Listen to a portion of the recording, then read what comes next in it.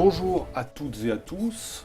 Nous inaugurons aujourd'hui un rendez-vous hebdomadaire en partenariat avec Harris Interactive, représenté ici par l'éminent Jean-Daniel Lévy et votre serviteur pour l'agence Epoca. Alors l'objet de ce rendez-vous, il est simple, vous éclairer sur les rendez-vous, sur les sujets qui ont dominé l'actualité politique et puis bien sûr un focus sur la campagne des élections européennes.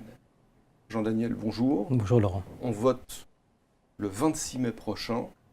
Donc quelles sont les données, les chiffres les plus récents dont vous disposez sur les rapports de force dans le cadre de cette campagne pour les européennes? Il y a plusieurs aspects en fait qui nous intéressent. Le premier point, c'est qu'on est face à des Français qui sont de plus en plus intéressés par les débats européens.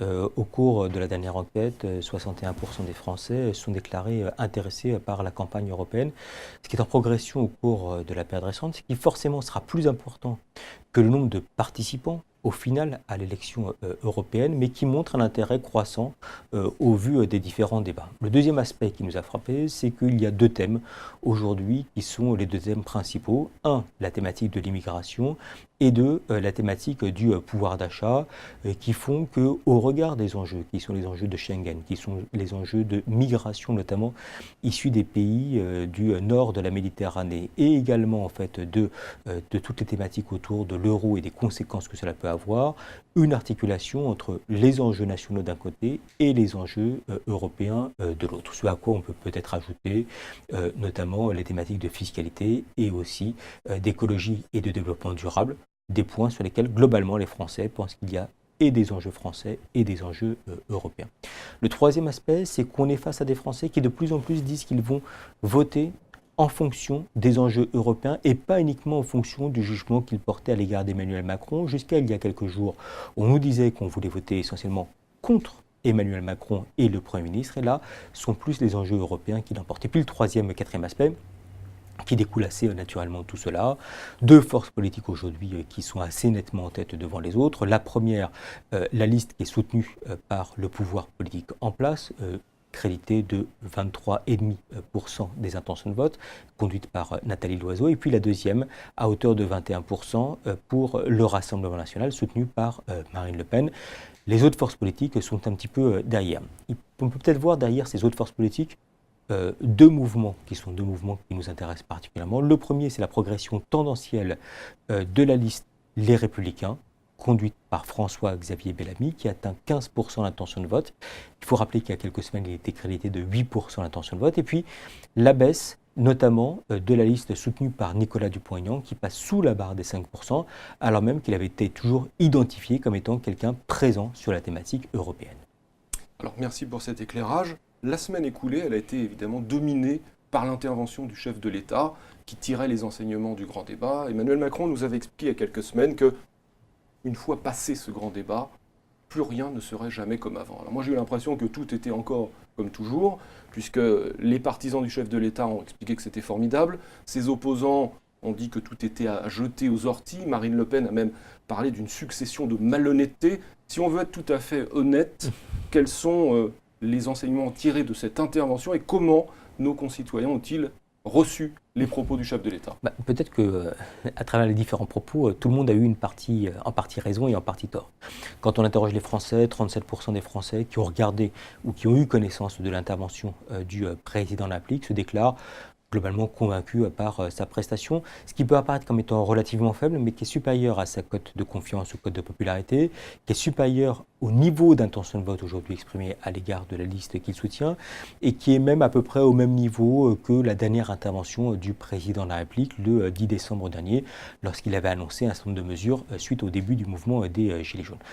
Deuxième aspect, c'est que indépendamment d'un niveau de conviction qui est minoritaire, la plupart des propositions qu'il peut faire sont acceptées ou accueillies favorablement de la part d'une majorité de Français, même si au final, et c'est un paradoxe très français, si les mesures globalement sont relativement bien appréciées, on ne pense pas que ça va changer fondamentalement les choses, soit pour soi-même en tant qu'individu, soit pour l'ensemble de la société française, soit encore concernant la vivacité du mouvement des Gilets jaunes.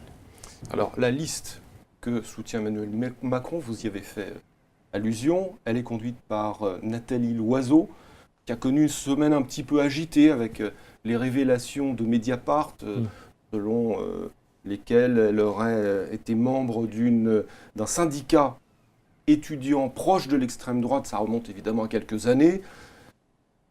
Elle a d'abord démenti, puis ensuite elle a dit qu'elle ne se souvenait pas pour finalement plaider l'erreur de jeunesse. Elle a un petit peu oublié les codes de la situation de crise dans ce type de situation. Est-ce que ça a eu un impact dans l'opinion? Est-ce que ça pourrait nuire à la liste qu'elle conduit? Sa présence sur une liste au cours des années 80 située très à droite, voire à l'extrême droite, n'a absolument pas été citée par les Français lorsqu'on les interroge aujourd'hui sur ce qu'ils ont retenu de la semaine passée, ou en tout cas de manière extrêmement faible.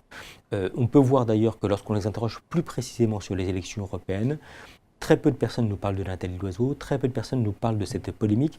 Celle-ci apparaît comme étant soit relativement circonscrite à une partie aujourd'hui de ce qu'on pourrait qualifier le microcosme, soit comme étant considérée comme étant effectivement un point relativement ancien qui ne remet pas en cause fondamentalement les motivations de vote de l'électorat.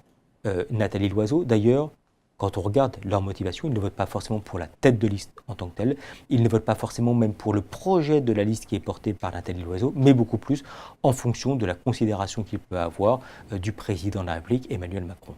Alors, pendant que Nathalie Loiseau s'expliquait sur son passé, Jean-Luc Mélenchon, le leader de la France Insoumise, proposait, lui, la création d'une fédération populaire, c'est-à-dire une entité susceptible de rassembler les gauches. Ça a pu un petit peu surprendre de la part du leader de ce parti, même si ce n'est pas forcément très neuf. Il nous a expliqué que tout cela ne devait pas se faire à partir des appareils, mais s'appuyer sur les mobilisations sociales en cours. Le Parti communiste faisait ça déjà dans les années 70. Est-ce que c'est bien accueilli? Est-ce que c'est compris? Est-ce que ça a un impact dans l'opinion? Les Français nous disent nous avons dans quelques semaines des élections européennes. Les enjeux sont des enjeux européens. Les dynamiques sont des dynamiques à porter au niveau global de ce que peut porter la France au niveau de Bruxelles et de Strasbourg. Même pour les électeurs de gauche, même pour ceux qui sont orphelins aujourd'hui d'un débouché politique, l'enjeu n'est pas la reconstruction de la gauche. L'enjeu, c'est quel type de message, quel type de projet, quel type d'orientation, quel peut être le mandat des députés au niveau européen. Et donc, il y a une forme de dissonance aujourd'hui, on peut le voir, entre cette forme de prise de position de la part d'un des responsables de la France Insoumise et la manière dont l'électorat de gauche peut se manifester, avec une forme de paradoxe aujourd'hui assez nette, c'est qu'on a pratiquement 30% de l'électorat qui a l'intention de voter pour les forces de gauche, quelles qu'elles soient, et sans pour autant trouver de points qui soient des points de convergence. Tout se passe comme s'il y avait différents temps qui pouvaient s'exprimer. Aujourd'hui, un temps qui est un temps de campagne européenne, avec une mobilisation qui s'annonce comme étant relativement faible, et puis par la suite d'autres types d'enjeux qui peuvent être les élections municipales, voire l'élection présidentielle à venir, où là, pour le coup, l'état de l'unité de la gauche se posera de manière un peu différente d'un point de vue français. Cher Jean-Daniel, merci. Merci à toutes et à tous de nous avoir suivis. Nous vous souhaitons une excellente semaine politique bien évidemment, ce qui nous permettra de vous retrouver lundi prochain. À très bientôt.